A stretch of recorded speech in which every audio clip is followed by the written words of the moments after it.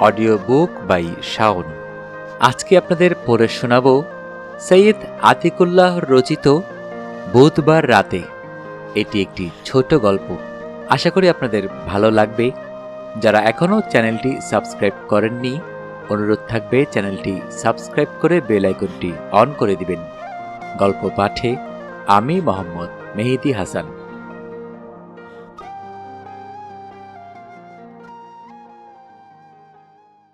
রিকশার পেছন ধরে লোকটা যেভাবে টান দিয়েছিল তাতে ছিটকে পড়বার কথা।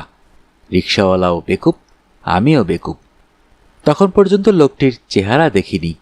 ওই উঁচু আসনে বসে থাকলে ভালোভাবে দেখা হবে না, মনে এমনই দৃঢ় বিশ্বাস জন্মেছিল। ভাবলাম নেমে দেখি ব্যাপার কি। রিকশাওয়ালাও বোধহয় আমার মতো ভেবে থাকবে। আরোহী এবং চালক দুজনে প্রায় একসাথে নেমে পড়লাম। কারো মুখে কিন্তু কোনো কথা নেই। রিকশাওয়ালা দেখতে এমনিতেই বিষণ্ণ প্রকৃতির। ভেবাচেকা খেয়ে সে প্রায় নিভে যাওয়ার উপক্রম করছে। অভাবিত অবস্থায় পড়ি।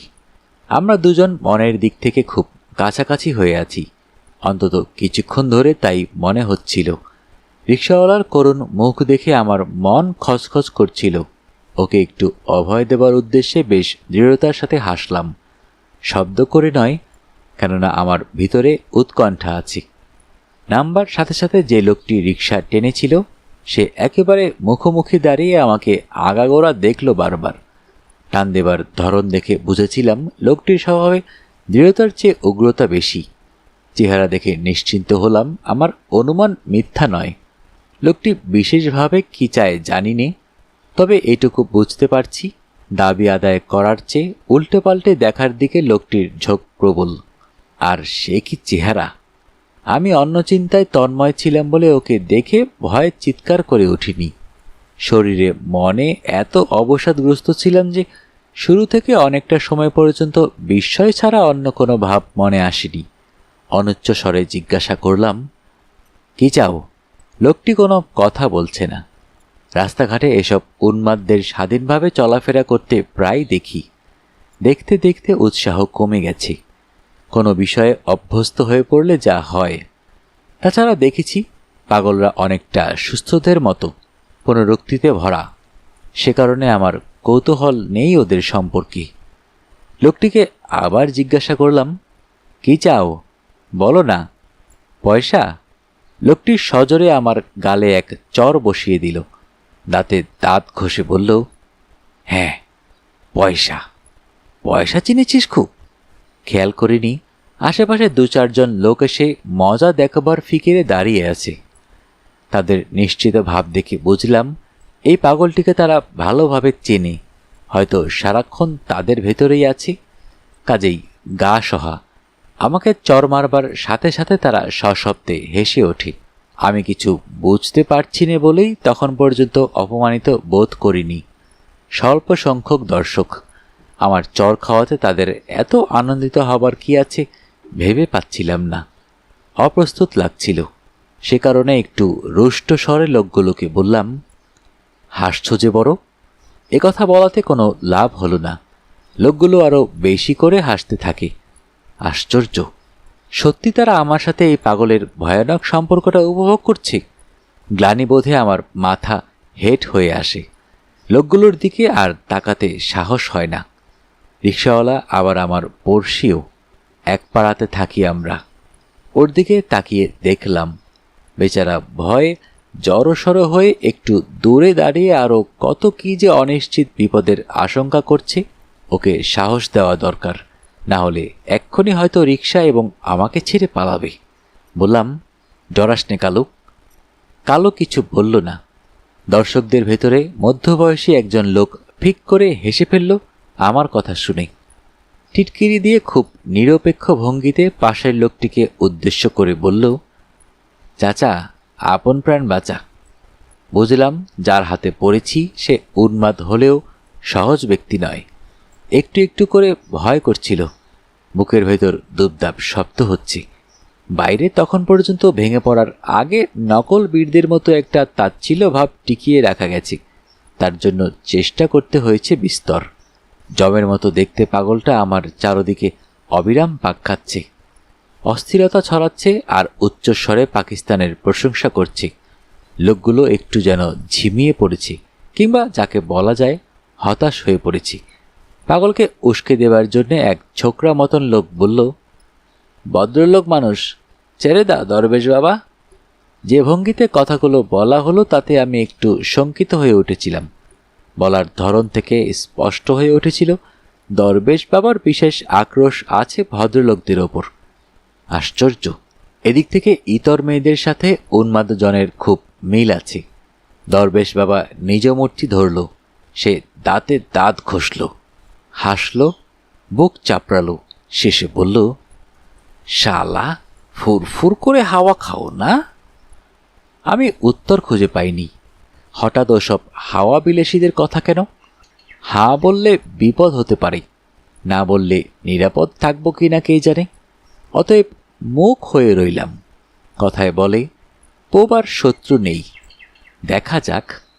দরবেশ বাবা শুরু করল, তোর বাচ্চার চুলে আগুন ধেই ধেই করে জ্বলছে, তুই শালা হাওয়া খাও মাছের বাজারে।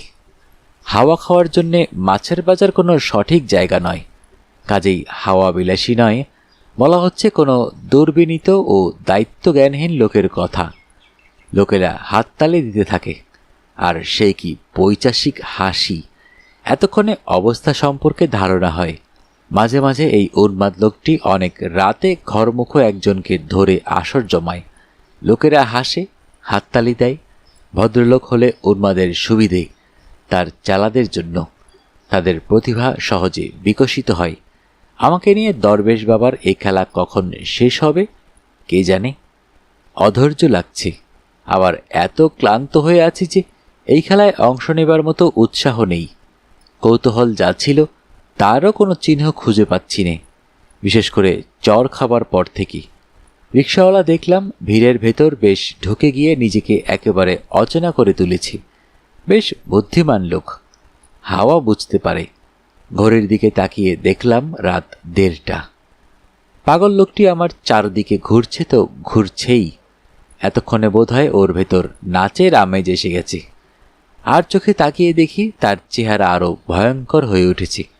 চোরের মতো লোকগুলোর মুখের দিকে তাকাতে দেখি তারা সবাই খুশি। যা চেয়েছিল তাই পাওয়া যাচ্ছে বিস্তর পরিমাণে।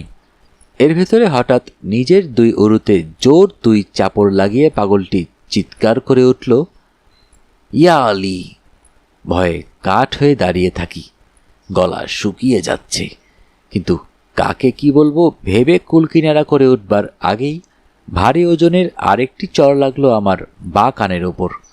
2 হাত দূরে ছিটকে পড়লাম। শুনলাম পাগল লোকটি বলছে, রাজার হুকুম। বিনা অজুহাতে মার খাওয়ার কথা আগে জানতাম না। অবশ্য এতে মনে করবার কিছু নেই, কেননা দর্শকরাও যেমন জানে, আমিও জানি লোকটি বদ্ধ উন্মাদ। তার মনের আনাচে কানাচে কী সব ভাব নড়াচড়া করে সে কথা আমাদের জানা নেই বলে ওর কথা বা কাজের বিচার করা আমাদের পক্ষে সম্ভব নয়। তবে দর্শকের সাথে আমার একটা তফাৎ লক্ষ্য করছিলাম। যারা দেখছে, আমার বিশ্বাস এমন ঘটনা ওরা প্রায় দেখে থাকে। তারা পাগলের প্রতিবেশী, সে কারণে আত্মীয়তা জন্মে গেছে ওর সাথে। ওরা জানে অন্যরকম কিছু না ভাবা পর্যন্ত পাগল লোকটি তাদের সাথে থাকবে।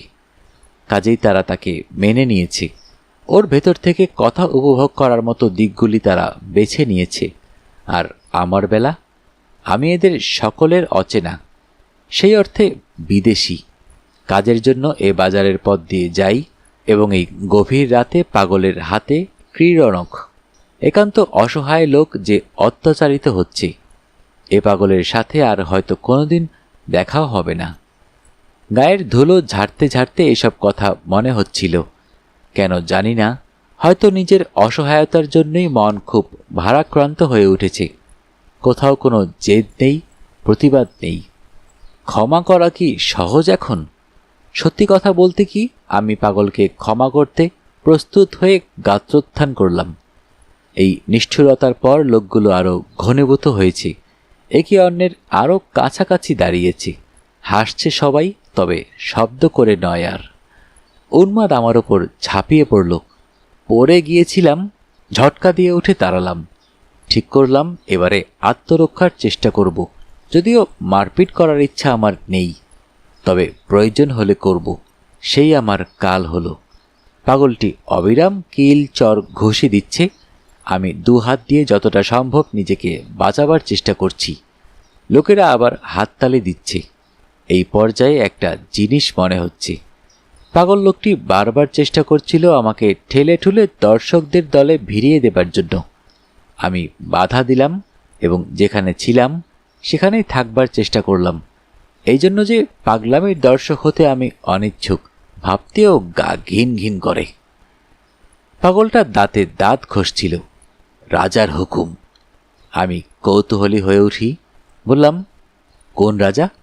বলল, নতুন রাজা। দর্শকদের ভেতর কখন দুজন পুলিশ কনস্টেবল এসে জুটেছে। তারাও গা ঢাকা দিয়ে মজা দেখছিল। রাজার হুকুমের কথা শুনে পুলিশ কনস্টেবল দুজন হেসে উঠল। লোকেরা আবার হাততালি দিল এলোমেলো। পাগলের মার থেমেছে। এখন তার গো, সে আমাকে লোকদের ভেতর ভিড়িয়ে দেবে। এই ইত্রামির অর্থ আমি জানি, সেই জন্যে তাকে প্রাণপণে বাধা দিচ্ছি। পুলিশ দুজন লাঠি হাতে ভিড় ঠেলে এগিয়ে এলো। পাগলের দিকে লাঠি উঠিয়ে বলল, বাবা দরবেশ, ভালোই ভালো পথ দেখো। পুলিশের উপদেশ কাজে লাগে। পাগল আমাকে ছেড়ে দিয়ে একটু দূরে দাঁড়িয়েছে। পুলিশ দুজন ভিড় ভেঙে দিল। আমার রিকশাওয়ালা বিনীত ভঙ্গি করে এসে আমার সামনে দাঁড়াতে বললাম, চলো। পুলিশ দুজন রিকশার মুখ ঘুরিয়ে পাশের গলি দেখিয়ে দিল। বলল, এই পথ দিয়ে যাবেন না, ওই মোড়ে দেখলাম আরো দুজন পাগল রাস্তায় ঘোরাঘুরি করছে। এ খবর জানানোর জন্য কনস্টেবল দুজনকে ধন্যবাদ জানালাম। বললাম, ভারী সময় মতো এসেছিলেন, না হলে যে কি হতো। একজন আমার কথা শুনে হেসে ফেলল। আর কি হতো, আরও মার খেতেন, তারপর ওই দলে ভিড়ে যে হাততালি দিতেন। কিন্তু যে গলি দিয়ে যাচ্ছেন একটু সতর্ক থাকবেন। বললাম, কেন? এই গলি দিয়ে গেলে একটু পরেই বেশ্যাপাড়া, বেশ্যাপাড়া ছাড়ালে কবরখানা। আমার রিকশাওয়ালার আপত্তি নেই। সে ওই গলির পথ ধরল। ঘটনা 1.5 বছর আগেকার এক বুধবারের রাতে। ডায়েরিতে তার উল্লেখ আছে, একটু বর্ণনাও লিখেছিলাম।